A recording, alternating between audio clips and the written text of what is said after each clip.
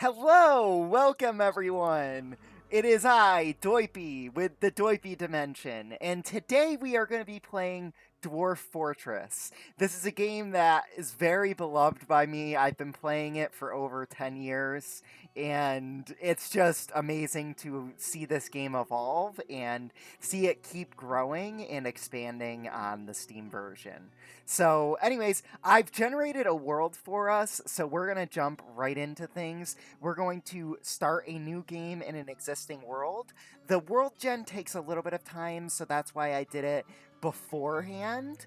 But anyways, the thing that we generated, there's two in here because I've been playing Dwarf Fortress a little bit on my own here. But the one that we want is the Wondrous Planets. And I actually love the name that it generated for us. The dwarvenized version is Bags Nubs Trasp. Bags Nubs Trast. Bags Nubs Trast. Yes. Okay. Anyways, let's go ahead and load up our world.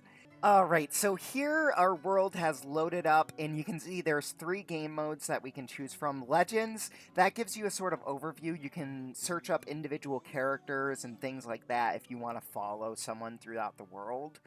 You can also create characters through the fortress, and then go back into the world with Legends, and look at the individual characters to see where they went, see where they traveled. If you do adventure mode, you can also, I believe, switch it back into Legends mode, where you can see the world history and stuff like that, and kind of view people's background, see what they've done, things like that. It just shows the history of the game world. We're not going to be diving too much into that because it is just a word soup. There's a lot of information in there, and it gets very confusing very quickly. So if you don't have an objective or something that you're specifically looking for, it gets very confusing very quickly. Adventurer is an RPG ASCII, like dungeon crawler type mode. We're not going to be doing that. We're going to be doing the main fortress mode. So let's click on Fortress. Embark with a group to start a settlement. It's going to go ahead and generate 2 weeks of gameplay here, and then it'll let us start our world. So I'm going to go ahead and let it generate the 2 weeks of simulation here, and then we'll be back. Alrighty, so here we have our world. We're going to go ahead and skip the tutorial on your own. If this is your first time playing, please heed the embark warnings about aquifers, salt water, and other hazards. Some locations are challenging, even for experienced players, and it will be a very short game indeed if you don't know how to deal with the hazards that the game throws at you. So, anyways, we are good with all that. I'm just going to go ahead and try to freehand a place for us. Let's see, there's a tower up here. There's a lot of civilizations over in this area.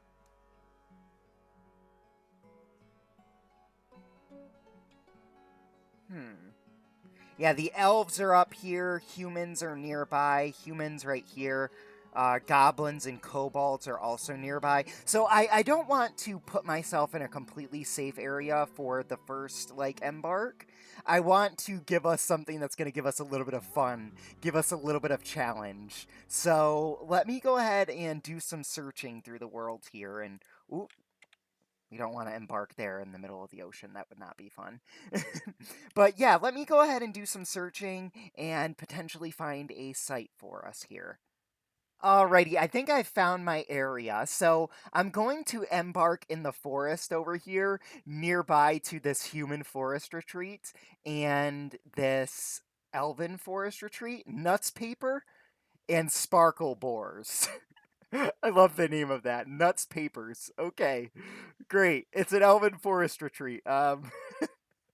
So yeah, we'll be nearby to the elves and humans. Those will be our closest neighbors, and of course we'll have a liaison with the mountain home. So we'll have correspondence with elf, humans, and dwarves, and also kobolds and goblins. So we'll be nearby to everything. I think this is going to be the best spot. There's also sand here, so if you want to make glass, if we want to make clay and do kilns, we'll have to import clay from the humans or someone else, but that'll be okay. Clay is not too expensive, and you get a big, giant chunk of it for a little bit of cost. So, not really a huge issue. This also has all of the minerals that we need. There's a flux stone layer, there's iron, gold, silver, copper, nickel, zinc, platinum, tin, and lead. So, it pretty much has everything that we need. Alrighty, so let's go ahead. We're going to leave it on the default settings of the economy on normal and the enemies on normal. Let's prepare for the journey carefully and head over to, first of all, our items. So usually it starts us off with some useless items that we can get rid of. We can go ahead and get rid of some of the ropes there. We only actually need one of those, and that's to tie up an animal nearby our main gate to ensure that no thieves get into our fortress. These quivers, completely useless. We don't really need them to begin the game. Buckets, we don't need those. Splints, we don't need those. Crutches, we don't need those. We're going to end up trading for quivers or leather to make quivers in the first Dwarven Caravan. So I tend not to like to spend my points on that in the beginning of the game. Also, the wheelbarrow and the stepladder, those can be created at a carpenter's workshop, so they're not really that useful to bring. They cost 50 points each. That could get us a couple of animals, that could get us, a bunch more beer to secure our first couple of months. That could get us a lot of different things. So I'd rather not spend the points on something that can be created in like half a second through a workshop. But what we do want to do here, let's go ahead and type in spawn. And we have the two types of spawns. Okay, now what about seeds? We have the three types of seeds. Yeah, we have the seeds. Okay, so everything is here then. Let's go ahead and increase our plump helmet spawns. I think I'm going to do like either 50 to 60 of these. Yeah, we'll do 60. And we want a lot of pigtail seeds as well, because pigtail is how we get fibers. So there's a couple of ways that we're going to get cloth. One of them is when we discover a cavern in the game. There's spiders in the cavern, and those weave silk cloth, silk like spider webs that you can gather for silk cloth. The other way is by growing pigtails and other things through farms that generate cotton. So pigtails gives you cotton, and you can create cloth out of that. Yeah. Also, dimple cups are really useful. Dimple cups can be planted year-round, so they're a good stable food source. We'll grab 100 dimple cup spawns. This is really setting us up to us never have to worry about. We also are in, actually, that might be a little overkill because we are in a forest, and if we do find a cavern relatively soon, then we won't need all of these spawns. Yeah, I don't want to go too overboard. I have to kind of hold myself back with that. Let's go ahead and get some more drinks. We don't need too many drinks. We actually only need like 100 drink to last us enough time to get a still set up and stuff like that. It does not take very long to get going. All right, let's take a look at the animals. These are all the animals that we can bring along with us. I'm definitely going to bring some turkeys. Turkeys are really great. They require a nest box to lay their eggs, but they are not a grazing animal. So they will wander around your fortress and they'll just graze on whatever is laying about. So yeah, they're actually really nice to have around. They kind of just roam around, and then when they're ready, they go to a nest box, and they're very low maintenance. We also want some dogs as well. Cats. Take 2 cats. Let's see what else. Hens and roosters. Let's bring.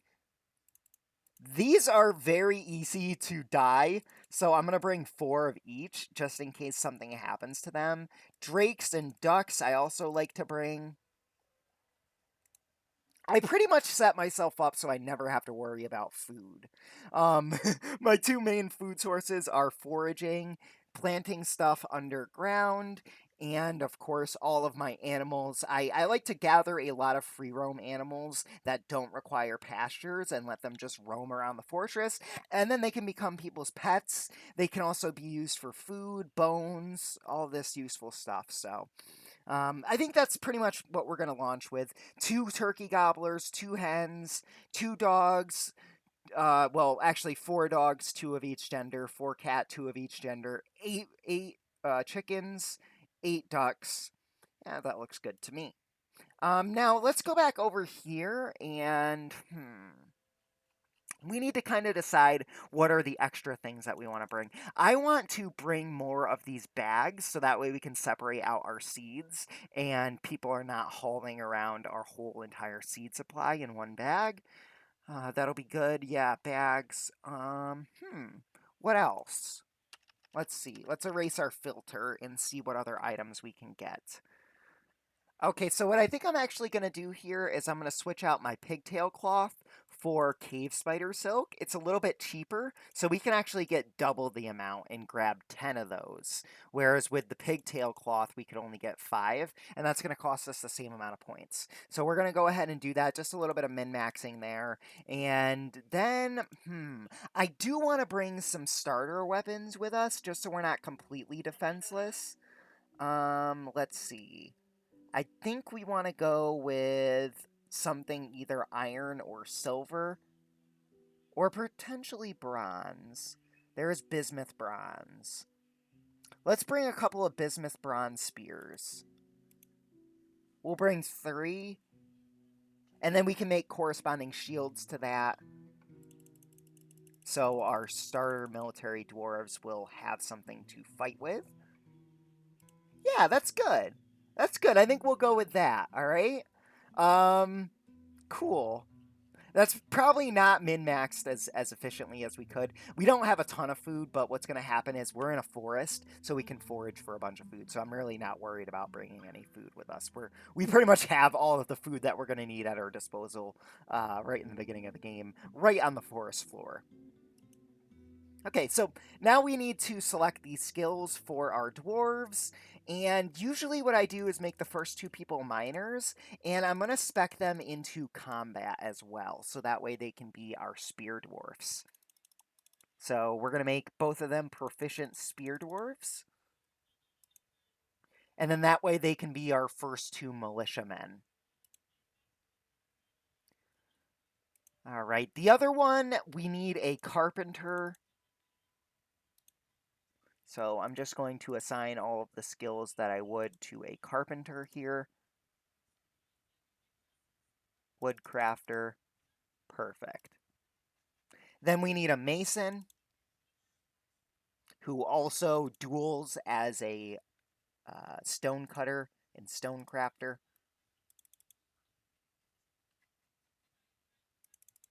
Okay. That's good. We got our mason there. And then these last 3 slots, I usually make them farmers. So that way we have, ample food in the beginning here. So I'm going to go ahead and set these guys up as farmers.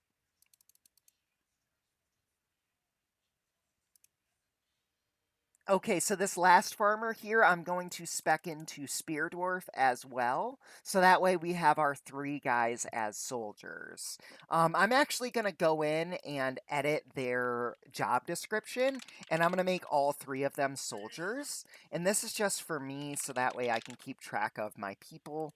It makes searching through everything a lot easier. So we'll have our 3 soldiers there.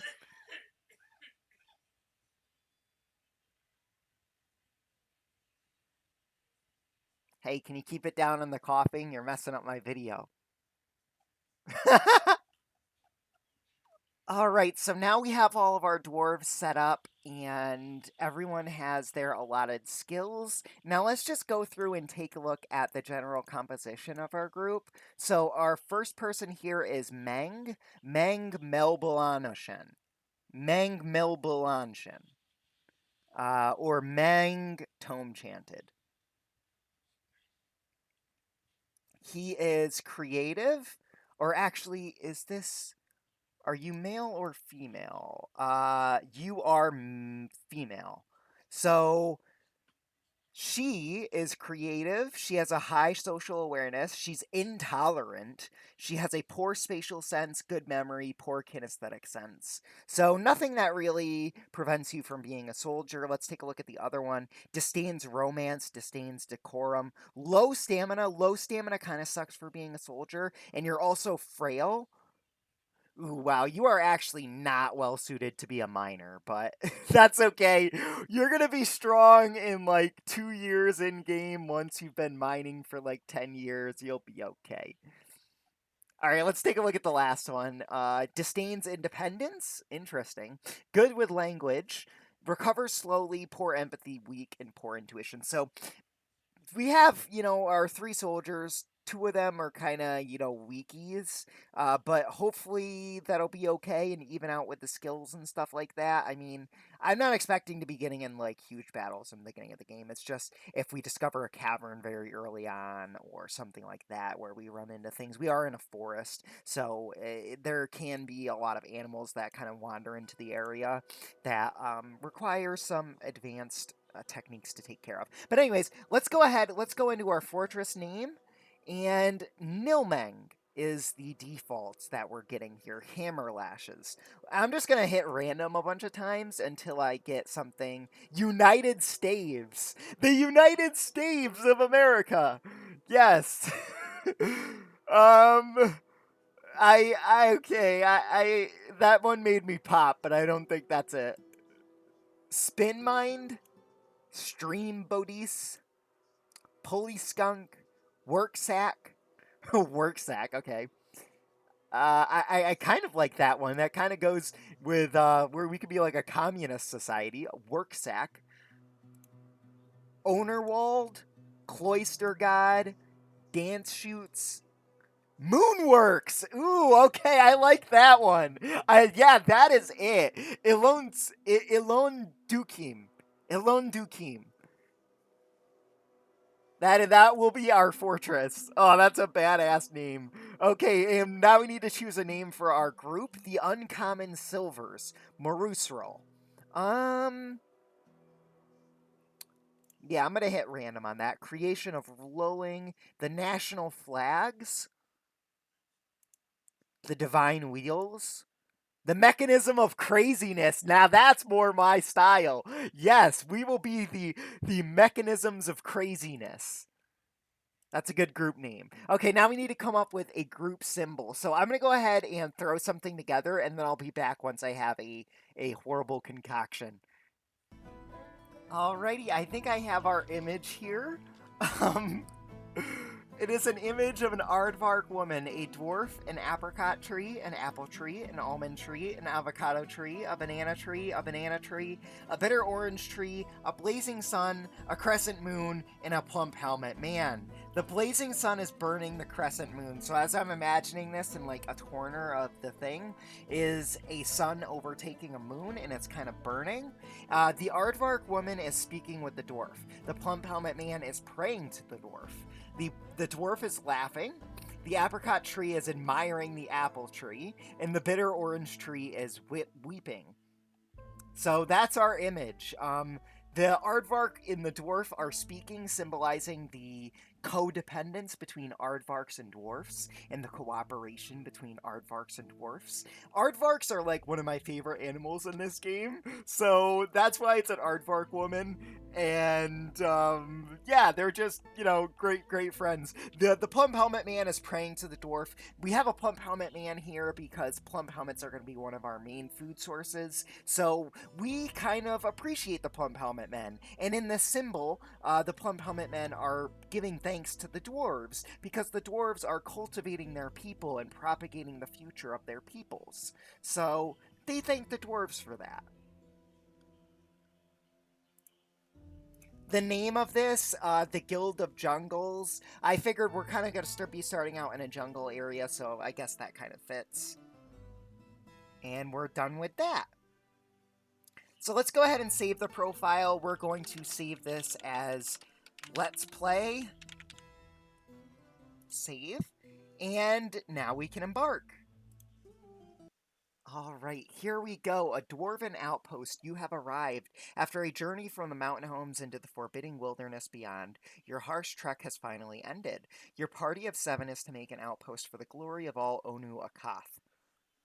There are almost no supplies left, but with stout labor comes sustenance, whether by bolt, plow, or hook, provide for your dwarves. You are suspecting a supply caravan just before winter entombs you, but it is spring now.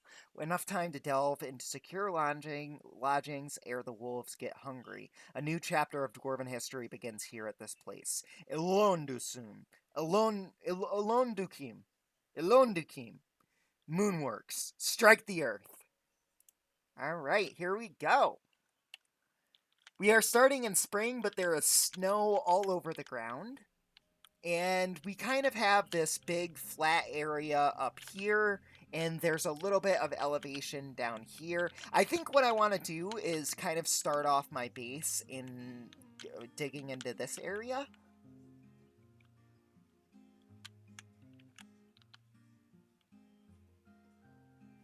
Yeah, we could also start from, like, over there. Although that doesn't really give us a whole lot of room, so I don't really like that option.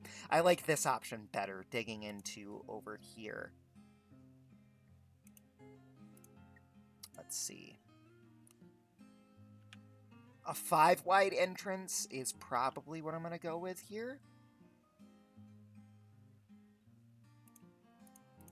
Let's go ahead and remove all of this ramps here. We'll remove all of these ramps so that way people can't jump in and out of the fortress super easy. We're going to eventually build walls around here and stuff like that, but for right now we're just going to dig out a basic entrance, get rid of all the trees in the area, and then while we're at it, we are going to set a huge harvest order for the whole entire map. So as you can see right there, I basically just set every single plant on here to be harvested. And that's going to give us a crap ton of food. Alright, so we have in here, we have our space, 5-wide entrance, and this is just going to go boop.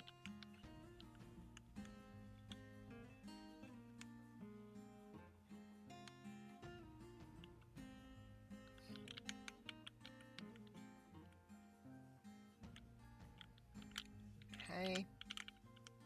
And then we're going to have an area either above or below with our levers. So I think out to here. So let's see. Build a trade depot. Oops, sorry. Sorry about that. We're going to build a trade depot over here. So this needs to be like that, more so. 1, 2, 3, 4, 5. 1, 2, 3, 4, 5.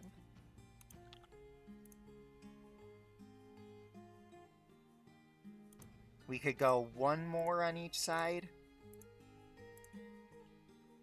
Okay.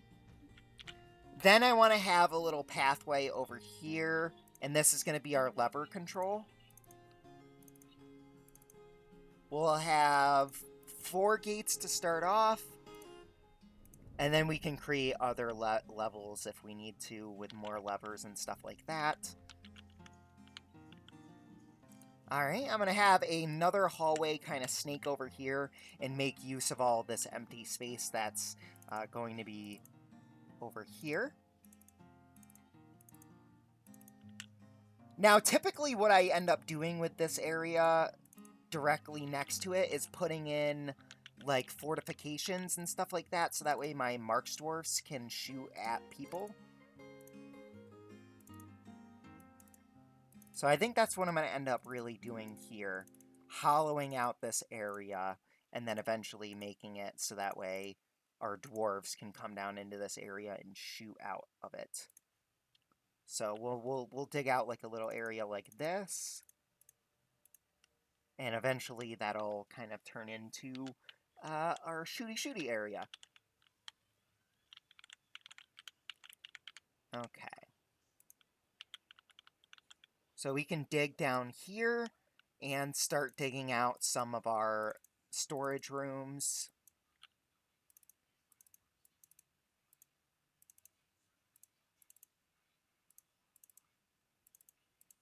So that'll be one big storage room right here.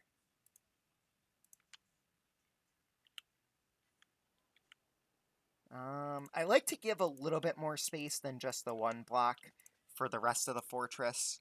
Like, that's good. Because some of the monsters can break through stuff, and some of the monsters will tunnel through stuff. So I don't like to give them a super easy way into my fortress. Okay. Let's also open up, like, another little area right here for a farm. So 1, 2, 3, 4, 5, 6. 1, 2, 3, 4, 5, 6. Also, I will say although I'm not new to Dwarf Fortress, I'm not the best Dwarf Fortress player. So if you have any tips, tricks, or anything about the game generally that you'd like to share, please let me know in the comments, and please write me and let me know of the things that I can do, because yeah, there's probably going to be some things that are going to be a little frustrating that you're going to see. There's some things that I kind of let slide that more advanced players might not. So yeah, just gonna mine out this room here.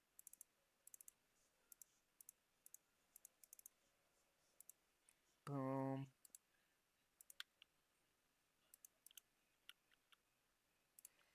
And so while we're at it, we should dig out an area for our workshops, just our starter workshops. Over here is probably going to be, this is probably going to be our stairwell area. Just dig that straight down. And while we're at it, I'll set up my hotkey. Hotkey. This is going to be the first floor hotkey right here.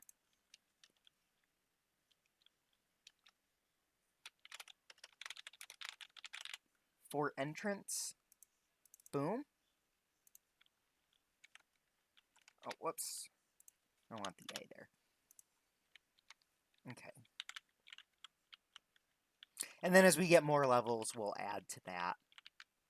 That's just so that way I can quickly bring myself back to main base.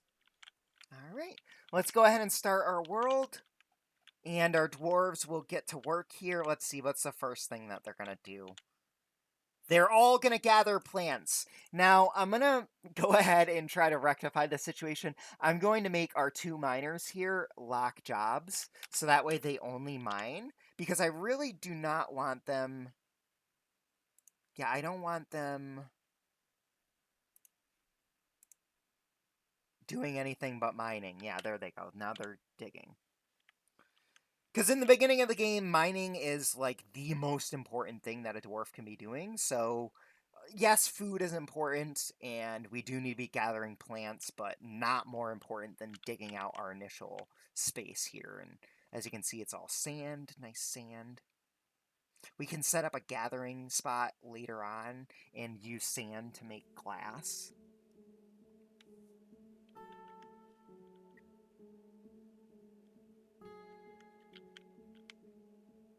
It kind of sucks that I can't really see these bodies of water. There's ice. Ice, snow-covered ice. Yeah, those little streams and stuff are a little hidden. I would like them to be better identified, but what I can do is just build floors on top of them once the snow melts. So if I do end up, you know, creating holes into my fortress, I'm really not worried about it. It's not a super big deal.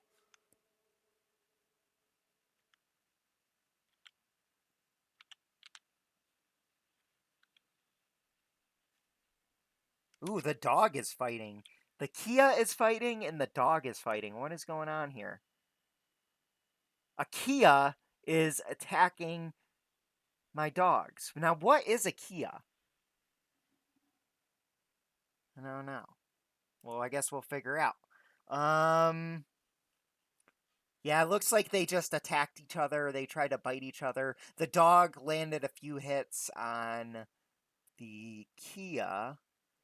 And yeah, they both landed a few hits on each other, just kind of tearing skin.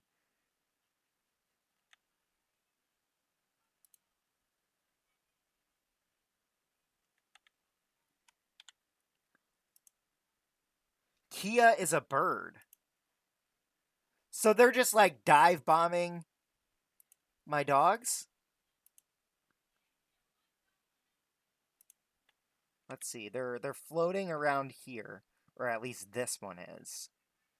Where's our caravan? Our caravan's all the way up here. Could be trying to get away from our people because they got into a little scrap there. This one's way up. Yeah.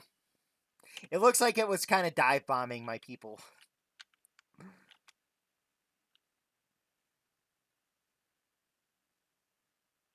Interrupted by a Kia.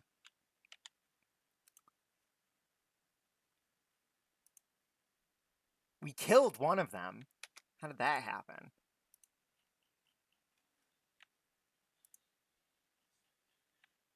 Let's see if we can find in one of these logs where the dog...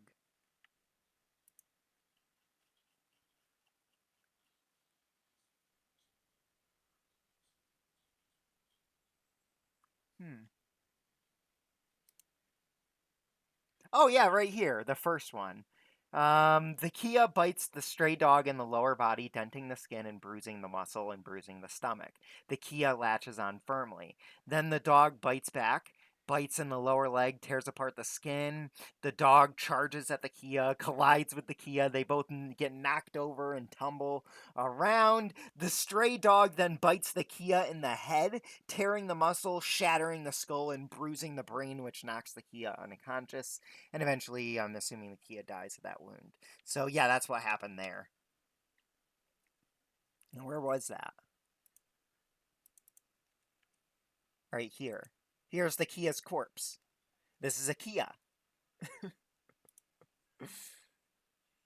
Oh, no. It even has its head torn off. Just like what happened in the combat. Okay.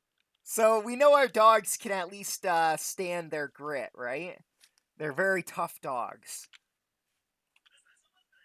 Alrighty, well, I'm going to go ahead and end the first episode here. Thank you all so much for watching. We will continue next time more with mining out our fortress and getting the beginning steps set up, getting the beginning things set up for our fortress here in the next episode. So thank you so much for tuning in. Please leave a like, please subscribe, and stay tuned for next episode for more content. Thank you so much for watching. Bye-bye.